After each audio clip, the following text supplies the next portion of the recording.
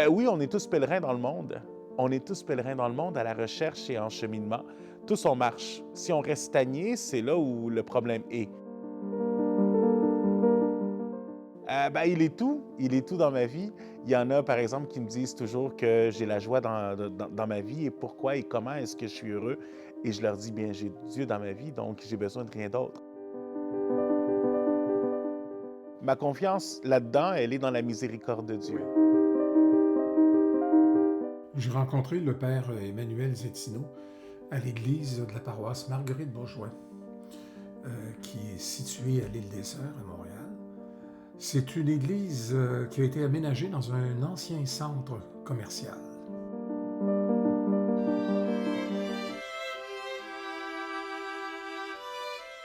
Alors, je suis né ici à Montréal, mais ma famille vient du Guatemala.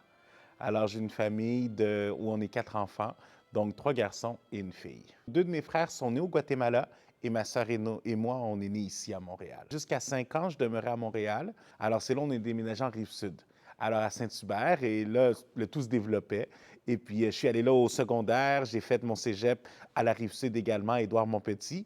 Puis après ça, je suis rentré au Grand Séminaire de Montréal pour me préparer à être prêtre. Durant le parcours, j'ai fait le chemin de Compostelle et après ce chemin-là, j'ai pris quelques années pour, disons, de discernement à l'extérieur. Je continuais mes implications, mais pas à temps plein. Et après ça, je suis revenu.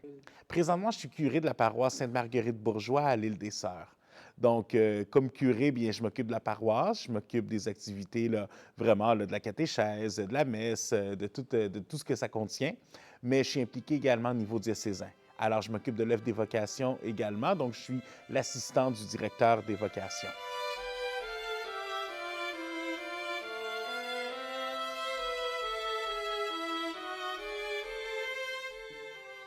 Dieu, ben, c'est sûr que je le vois comme Père, Fils et Saint-Esprit.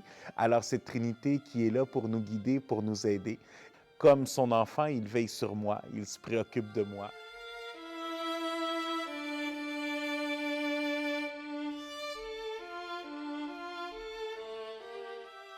Dans la Bible, on nous parle de ces messagers de Dieu. Alors, les messagers de Dieu on a quelques noms dans la Bible, que ce soit Raphaël, Gabriel. Alors, on a comme ça quelques noms qui nous sont donnés, des anges qui veillent et qui sont messagers de Dieu. Est-ce que c'était des êtres humains avant ou ce sont des êtres carrément différents? On ne peut pas changer de l'un ou l'autre. Donc, l'humain a été créé comme humain et le spirituel a été créé comme spirituel. Alors, les anges ont toujours été des anges. Il y en a beaucoup d'anges? Oui, parce qu'ils sont devant la gloire du Seigneur, alors il y en a une quantité. Les anges, finalement, ils sont là pour transmettre la présence de Dieu. Alors même eux, ce n'est pas pour leur propre personne. Alors les anges, leur nom, c'est la fonction qu'ils ont. Michel, Raphaël et Gabriel. Donc Gabriel qui est le porteur de la parole, Michel qui défend le royaume de Dieu, qui défend le bon et qui mène cette constante bataille avec le mauvais, et Raphaël qui est celui qui soigne. Mais il y a tous les autres qui sont porteurs de Dieu et qu'on ne connaît pas les noms. Ils sont tout simplement des êtres qui nous montrent cette connexion entre le divin et nous. C'est qui l'Esprit Saint? L'Esprit Saint, c'est le Père, le Fils et l'Esprit Saint, donc la troisième personne de la Trinité. Tout l'amour qui est donné entre le Père et le Fils, il se transmet dans l'Esprit Saint. Alors, c'est cette personne qui nous aide et qui reçoit tout en étant avec Dieu, en étant Dieu, et qui nous le donne à nous. Donc, c'est pourquoi on demande d'être inspiré par l'Esprit Saint, d'être guidé par l'Esprit Saint.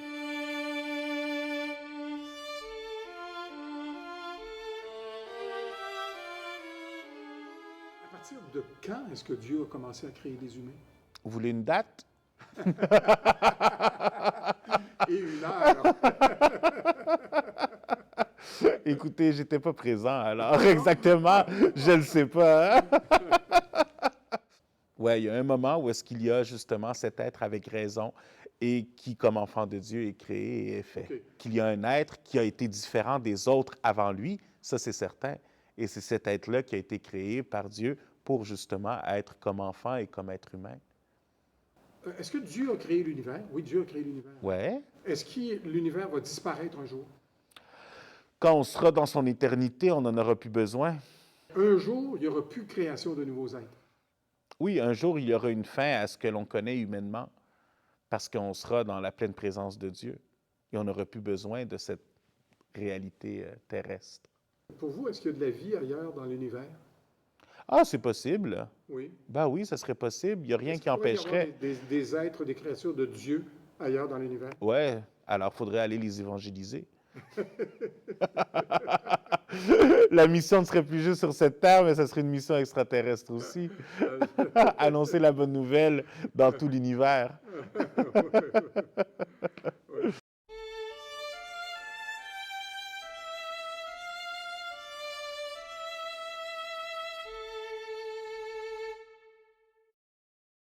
Bien, la rencontre avec Dieu, ça, je ne sais pas comment ça va se dérouler. Et ça, je le laisse dans les mains de Dieu. C'est lui qui va nous juger. C'est lui qui va se présenter comme notre Père qui a été là, plein d'amour. Et puis la question finale, c'est comment est-ce que moi, j'ai vécu ma relation avec lui? Est-ce que j'ai vraiment recherché cet amour-là? Est-ce que j'ai fait le bien? Est-ce que, ou comme dit Saint Jean de la Croix, on va être évalué ou jugé sur l'amour qu'on a donné dans le monde? C'est un jugement basé sur la miséricorde. Le jour du jugement, il va se présenter tel qu'il est, dans l'amour qu'il est. Et ça va être nous à décider quelle est notre relation avec lui. Donc, pour moi, que je l'ai cherché depuis toujours, ça va être cette rencontre-là. Pour celui qui ne l'a pas cherché, ça va être une première rencontre, mais il va quand même avoir une décision à prendre. Est-ce qu'il le veut dans la vie? Ce salut qu'il nous offre, est-ce qu'il le veut ou non? Et comme ça, chacun d'entre nous, on va justement vivre des conséquences de cette décision qu'on va prendre aussi. Il y a des entités ou des êtres, des âmes qui s'en vont en enfer. Pour moi, ça serait un endroit sans Dieu. Oui, mais donc cet endroit-là existe. Bien, s'il y a la liberté, il y a la possibilité de dire que je refuse Dieu, ça veut dire qu'il y a un moment où est-ce que je n'accepte pas Dieu. Et justement, il y a un endroit sans Dieu, malheureusement. Dans le sens que, malheureusement, il y a des personnes qui pourraient le refuser. Mais heureusement que la miséricorde de Dieu est plus grande. Il y a cette recherche de l'éternité avec Dieu. Autant celui qui ne choisit pas Dieu va vivre cette éternité dans la solitude sans Dieu.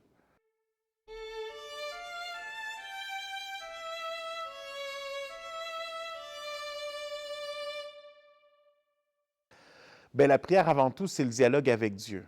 Donc, comme dans tout dialogue, il y a différentes possibilités. Il y a des jours où est-ce qu'on lui demande des choses parce qu'on est dans le besoin, parce qu'on traverse une difficulté, parce qu'on traverse un problème. Il y a d'autres fois où est-ce qu'on veut le remercier parce qu'on est dans la joie, parce qu'on voit les grâces qu'il nous donne, et c'est là où c'est l'action de grâce.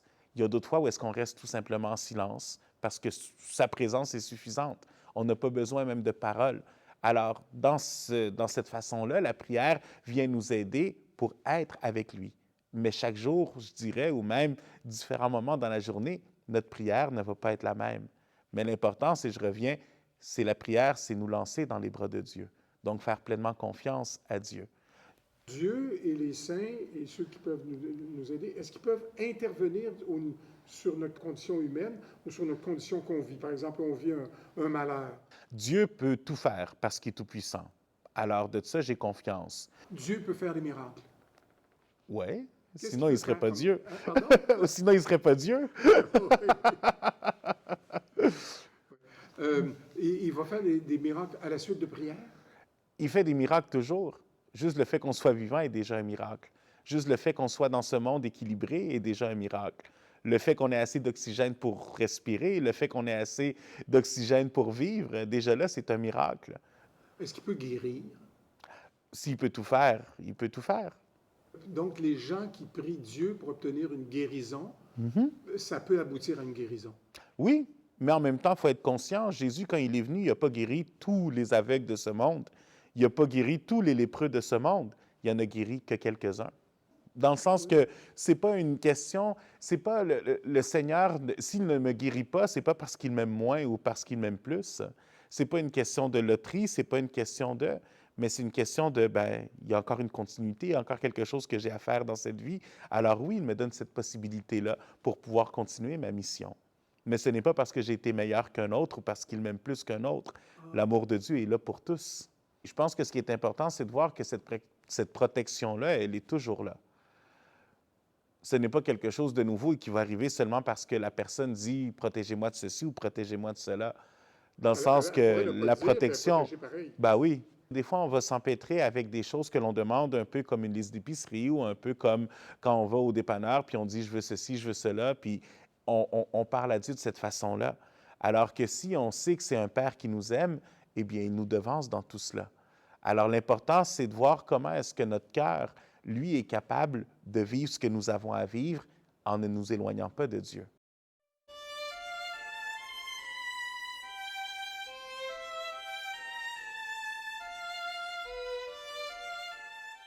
Je suis pèlerin sur cette terre.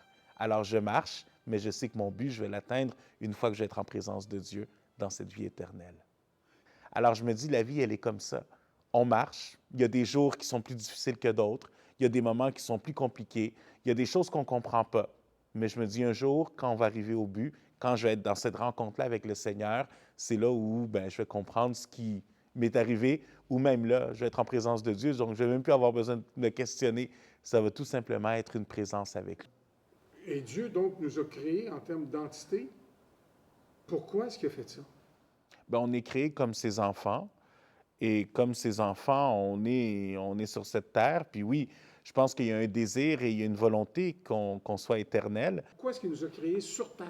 Qu'est-ce que c'est le sens de notre vie sur Terre? Mais comme je vous dis, c'est de vivre dans cette éternité-là. Donc, l'éternité, elle était désirée pour nous depuis toujours. Le péché en fait autrement, fait que nous sommes mortels.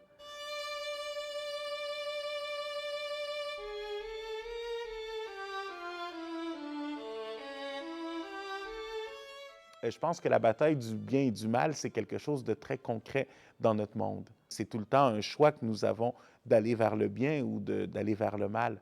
Les anges essayent de nous protéger de tout ce de tout ce qui pourrait nous amener vers le mal. D'où vient le mal? Le mal, pour moi, encore une fois, c'est un peu cette absence-là de Dieu. Donc, qui refuse Dieu vit dans le mal parce que, justement, la bonté de Dieu et la présence de Dieu est ce qui est bon. Et c'est là où Dieu nous dit qu'on est libre de le choisir ou non à chaque instant. C'est pour ça que le mal qui est fait, c'est l'absence de Dieu. Donc, au concret, c'est tout choix qui est fait, il peut être porteur de bien ou de mal.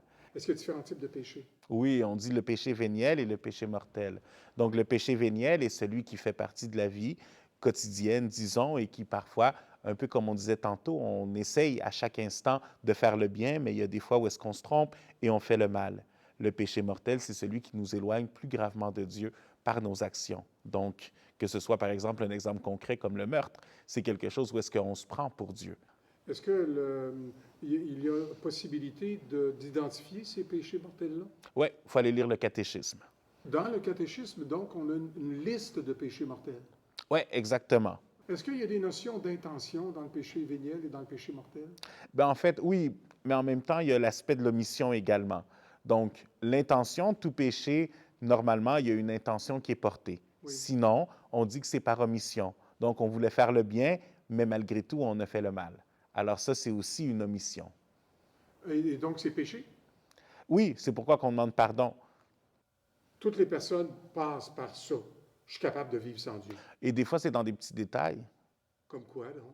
Ben, par exemple, les petits péchés qu'on dit véniels ou les péchés qu'on dit qui sont pas trop importants, mais quand on juge quelqu'un d'autre, quand on se fait juge de l'autre, quand on critique quelqu'un, c'est déjà toutes des choses où est-ce que nous, on se prend pour Dieu pour dire que cette personne-là est comme ceci ou comme cela, au lieu de la découvrir avant, au lieu de la voir comme un enfant de Dieu.